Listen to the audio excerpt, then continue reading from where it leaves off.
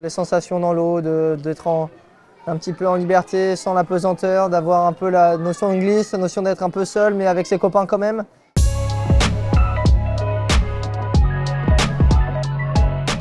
Bonjour, c'est Alex Portal, membre de l'équipe de France de paranatation et multimédaillé aux Jeux de Paris Olympiques de Paris 2024.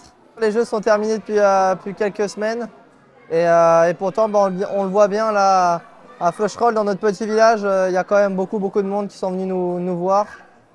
Pour nous passer le coucou et pour pouvoir avoir les médailles et nous dire bravo. Donc ça fait trop plaisir. Toujours cette euphorie des Jeux qui voilà, fait du bien et qui pour nous fait continuer un petit peu le rêve, donc on est content. C'était quelque chose, on savait que ça allait être énorme. Ça fait des années maintenant qu'on le préparait, enfin, qu'on avait les informations sur ce qui allait se passer avec les cérémonies d'ouverture, avec les sites qui étaient grandioses.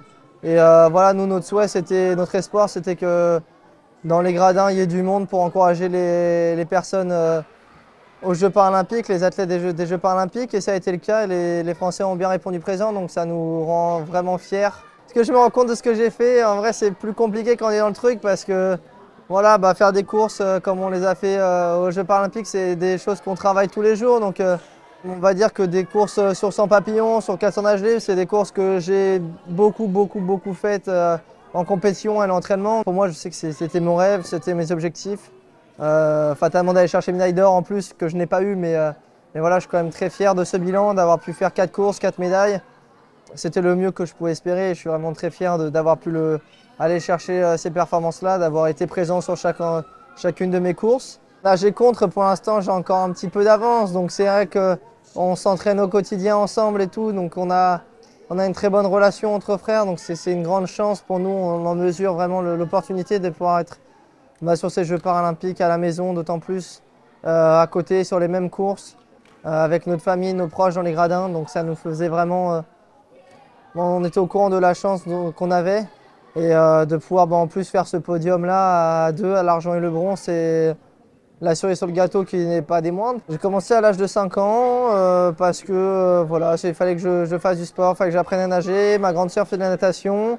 J'avais essayé d'autres sports qui me plaisaient moins, donc c'était un des sports qui m'a le plus plu tout de suite. Les sensations dans l'eau, d'être un petit peu en liberté, sans la pesanteur, d'avoir un peu la notion de glisse, la notion d'être un peu seul, mais avec ses copains quand même. J'ai beaucoup aimé ces sensations-là et après en regardant les Jeux en 2012, c'est ça qui m'a donné ce rêve-là de participer aux Jeux et de faire des médailles. Et c'est pour ça que j'ai continué depuis l'époque. Notre handicap, c'est un albinisme oculaire, donc c'est une maladie génétique qu'on a depuis la naissance. Il y a plusieurs types d'albinisme, mais en gros, nous, il se manifeste par une vision pas nette à partir d'1 mètre.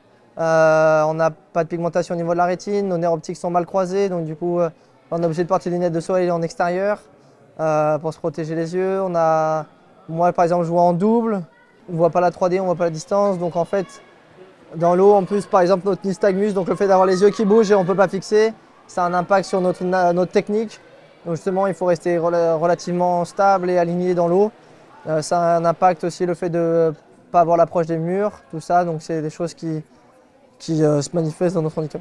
Dans notre quotidien, déjà, on n'a pas le droit d'avoir le permis de conduire. Les déplacements, quand on ne connaît pas les lieux, les endroits, c'est plus compliqué. Il faut prendre des repères qui sont différents. C'est vrai qu'on a l'habitude de se balader comme ça parce que, vu que c'est une naissance, on a pris pas mal de repères et d'adaptations un petit peu invisibles pour tout le monde et même pour nous parce qu'on les fait naturellement. Mais voilà, en cours notamment, dans nos études, on est proche du tableau. Il faut qu'il y en ait un parce que sinon ça n'aurait aucun sens d'avoir fait ces Jeux paralympiques, c'est premier en France. C'est un impact sur comment on voit le sport en France, pas le sport forcément de haut niveau, mais surtout le sport santé, parce que c'est primordial de faire du sport dans la vie, ça nous fait sentir bien et tout ça. Donc j'espère que ce seront des enjeux qui resteront majeurs dans notre société parce qu'ils sont importants et on l'a vu quand voilà, on vibre tous derrière des athlètes et qu'on vibre tous derrière des performances, que ce soit pour les Paralympiques ou les Olympiques.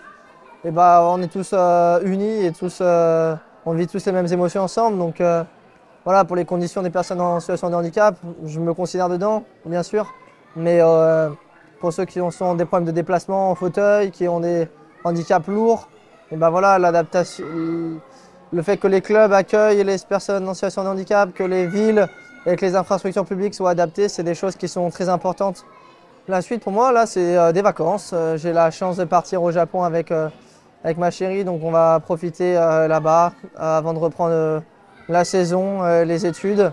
Voilà, il y aura des compétitions qui vont bientôt arriver d'ici la fin de l'année, mais voilà, profiter un maximum parce que enchaîner direct après les Jeux, c'est une mauvaise idée si on n'a pas pris assez de repos. Donc voilà, j'essaye de prendre le temps.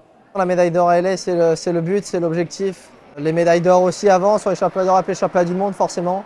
Mais oui, à LA, je serai présent.